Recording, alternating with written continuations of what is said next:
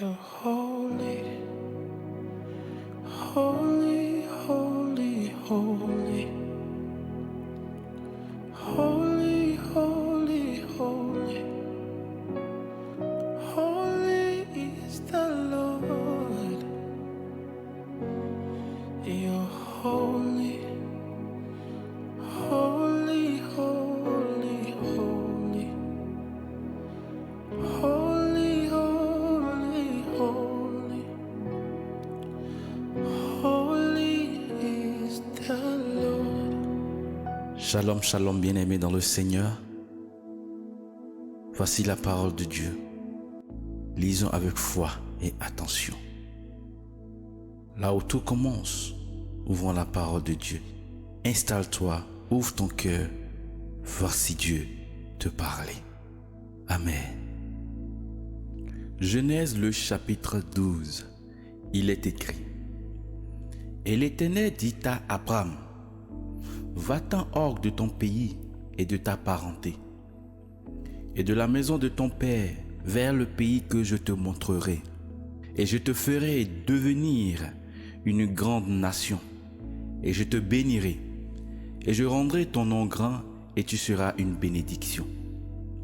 Et je bénirai ceux qui te béniront, et je maudirai ceux qui te maudiront, et toutes les familles de la terre seront bénies en toi. Et Abraham s'en alla comme l'Éternel lui avait dit, et Lot alla avec lui.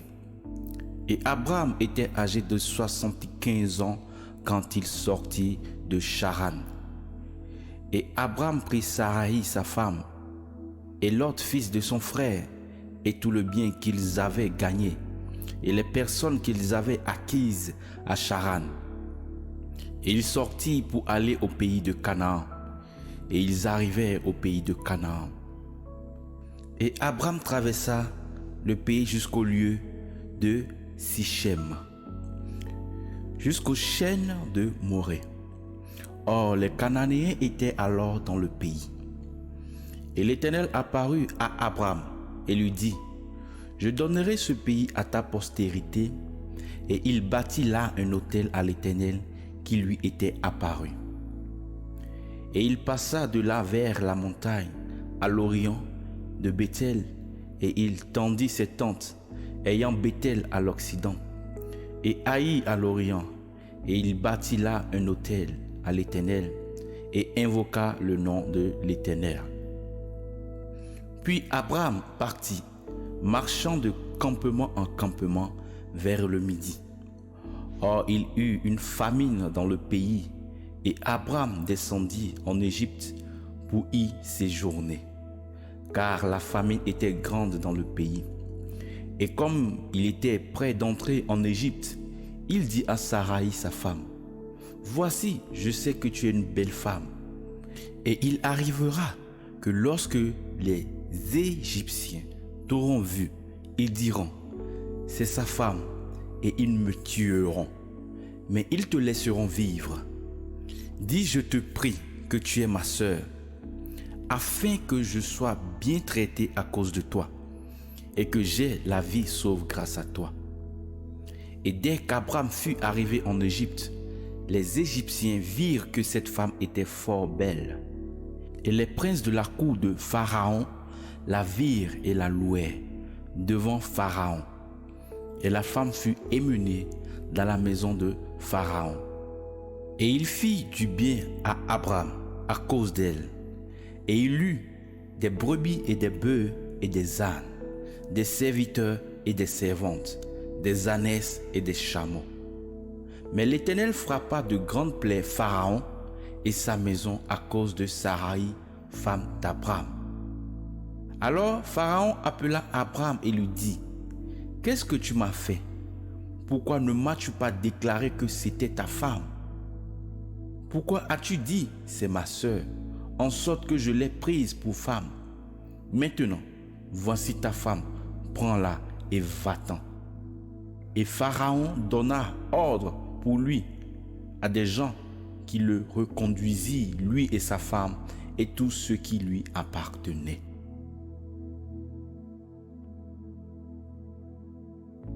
Genèse le chapitre 13. il est écrit: Et Abraham monta d'Égypte vers le midi, lui et sa femme, et tout ce qui lui appartenait, et Lot avec lui. Or, Abraham était très riche en bétail, en argent et en or. Puis il s'en retourna par ses campements, du midi jusqu'à Béthel, jusqu'au lieu où avait été sa tente, au commencement entre Béthel et Haï, au lieu où était l'autel qu'il y avait fait auparavant, et Abraham y invoqua le nom de l'Éternel.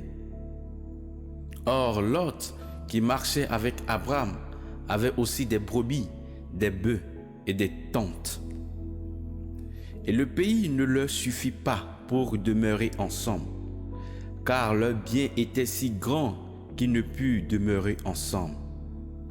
Et il y eut une querelle entre les bergers du bétail d'Abraham et les bergers du bétail de Lot. Or, les Cananéens et les Phérésiens demeuraient alors dans le pays. Et Abraham dit à Lot: Qu'il n'y ait point, je te prie, de dispute entre moi et toi, ni entre mes bergers et tes bergers, car nous sommes frères. Tout le pays n'est-il pas devant toi? Sépare-toi donc de moi. Si tu prends la gauche, j'irai à droite, et si tu prends la droite, j'irai à gauche. Alors Lot, levant les yeux, vit toute la plaine du Jourdain, qui, avant que l'Éternel eût détruit Sodome et Gomorrhe, était arrosée partout, en allant vers Soar, comme le jardin de l'Éternel, comme le pays d'Égypte. Et Lot choisit pour lui toute la plaine du Jourdain, et il partit du côté de l'Orient, et ils se séparaient l'un de l'autre. Abraham habita dans le pays de Canaan, et Lot habita dans le pays de la plaine, et dressa ses tentes jusqu'à Sodome. Or les gens de Sodome étaient méchants et de grands pécheurs contre l'Éternel. Et l'Éternel dit à Abraham, après que Lot se fut séparé de lui: Lève donc les yeux et regarde du lieu où tu es, vers le nord, vers le midi, vers l'Orient et vers l'Occident. Car tout le pays que tu vois, je te le donnerai, à toi et à ta postérité pour toujours. Et je ferai que ta postérité sera comme la poussière de la terre, que si quelqu'un peut compter la poussière de la terre, ta postérité aussi sera comptée. Lève-toi, parcours le pays dans sa longueur et dans sa largeur, car je te le donnerai. Alors Abraham transporta ses tentes et vint demeurer aux chênes de Mamré, qui sont à Hébron, et il bâtit là un autel à l'Éternel.